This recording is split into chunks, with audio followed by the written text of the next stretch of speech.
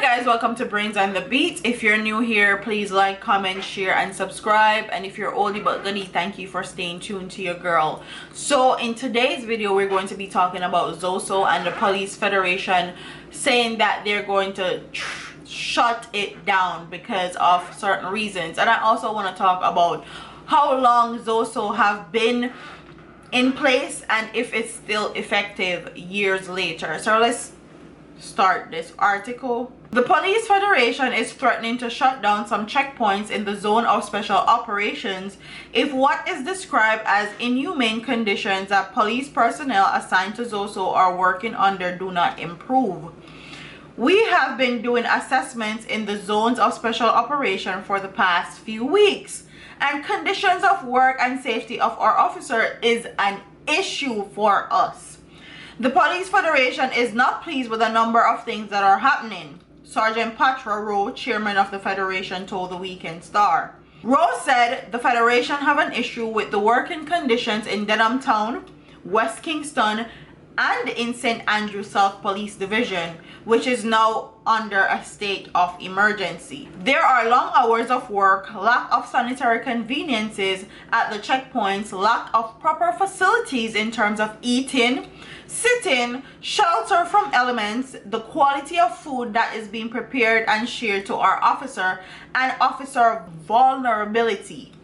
We believe that some of the conditions are inhumane. He said that the Federation have been meeting with Police High Command to discuss these issues. And while he said that some improvements have been made, the Federation is not pleased at the pace of which the High Command is moving to have them resolved. At some facilities, the sanitary conditions have improved, but in the majority of the facilities, there are portable toilets and they're not being maintained. And these police officers are sometimes doing 12 to 12-hour shifts. And you have female officers at some of these points. We're having discussion, but if these issues are not resolved, the Police Federation will have to take strong action in terms of exploring legal actions and look at visiting and shutting down some of these points, he said. This is probably the most challenging issue of advocacy for the Police Federation now. It's a priority and we are not getting the results as quick as we want them, he said. Meanwhile, Superintendent Wayne Cameron, chairman of Police Officers Association, said the association met with leadership of Kingston Western Division and Denham Town ZOSO on Wednesday.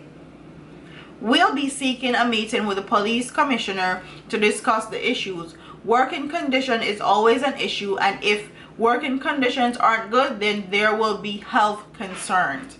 So another thing I want to talk about is how these police officers and JDF officers at these particular checkpoints, a little birdie tapped me on my shoulder and told me that a lot of them, because they have to work in that particular area, they actually stay in that area and they're canoodling with the women in those particular areas, and they're canoodling with women in those areas that the men in that area don't even look at.